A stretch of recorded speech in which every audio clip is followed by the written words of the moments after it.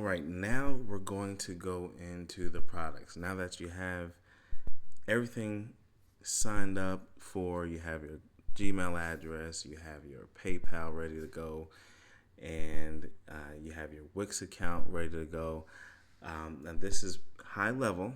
This is just an overview. And remember, I do have a more specific tutorial coming out, so we will go step by step on how to actually create this. So this is pretty high level for those that may be a little bit more comfortable and can just listen to this tutorial and get right on to having their free e-commerce site. So let's say you have a software. So this is like your digital files. You want to make sure you have access to those files. You want to put those onto your desktop. You want to open up your Gmail, go to Google Drive, and you're going to want to save that file onto your Google Drive. Now, once that you have your file or files in Google Drive, you can save these files with a URL. So it will have its own URL that you can actually copy, paste, and send to whoever you want. Now, this is important because as we go to the next step, you want to make sure you take your file URL, paste it into a Word document, a notepad, because we're going to need that later. Okay, and you want to make sure that the URL is saved as for anyone who has this URL has access to the file. Okay, so that's exactly what you want from Google Drive. And again, this is for your digital files. If it's software, if it's the templates I mentioned, ebooks, anything like that. Okay.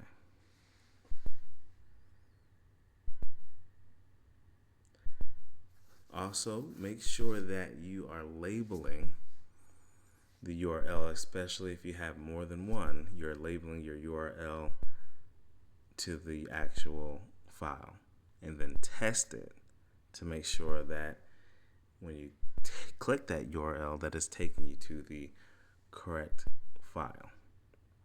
Okay, this is all important because you're actually taking the route of the customer, and you're on the customer end to see if I click this link, does it get to the file that I'm selling? Okay, test.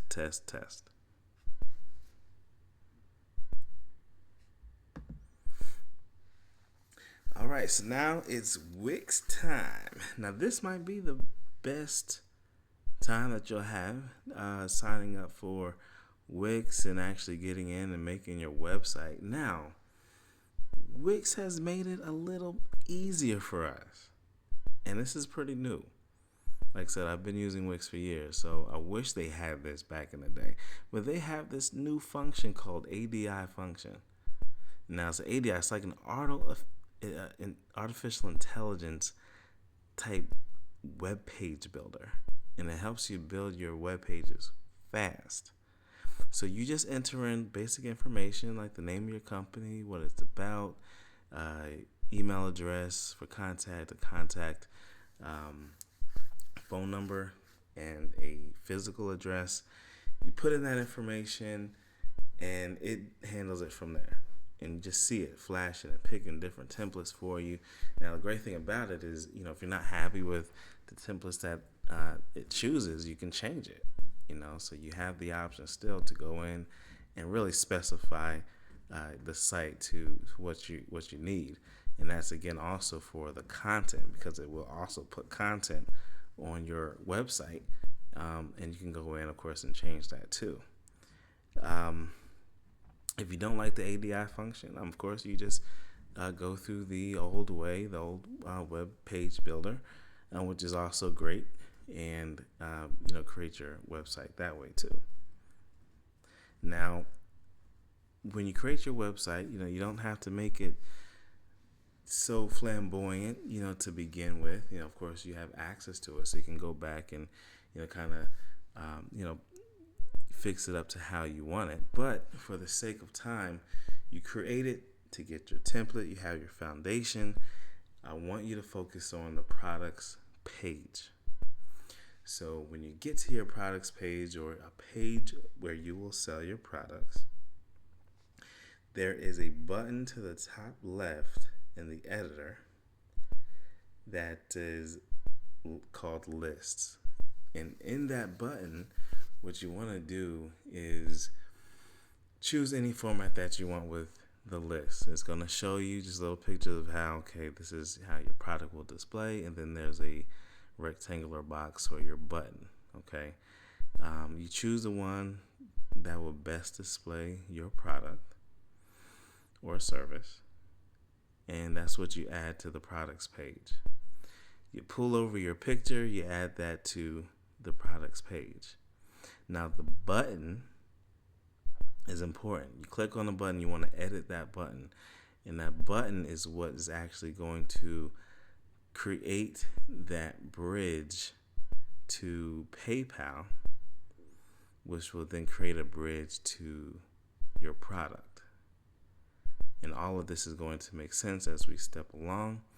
But once you create your products page on Wix and you have access to now manipulate your button, we're going to start adding some of the URLs to that button that will get us from one side of the bridge to the other, from that side of the bridge to the next.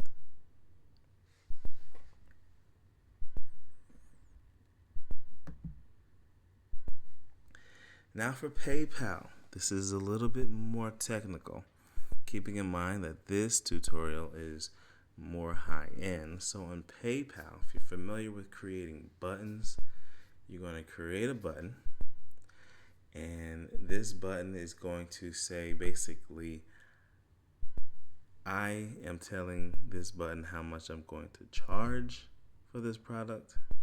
So for when it's clicked, this is how much you're going to charge my customers. And then PayPal is cool enough to where after the payment is confirmed, it can send the customer anywhere you want to. Okay. So when you go in and you're creating your PayPal button, there are certain steps. There's 3 different sections that you will manipulate. And of course, you just make it specific to your product. But what is going to be important is going to be the number 3 tab. The 3rd tab is going to basically say, hey, after I confirm this payment, what do you want me to do with them? So this is where you're going to take that URL that you've made for your product in Google Drive. You're going to take that URL, copy it, and paste it there. Now in your first buttons, when first tab or so, that's where you're going to say, okay, my product is this amount. You'll be able to say how much of inventory you have for the product.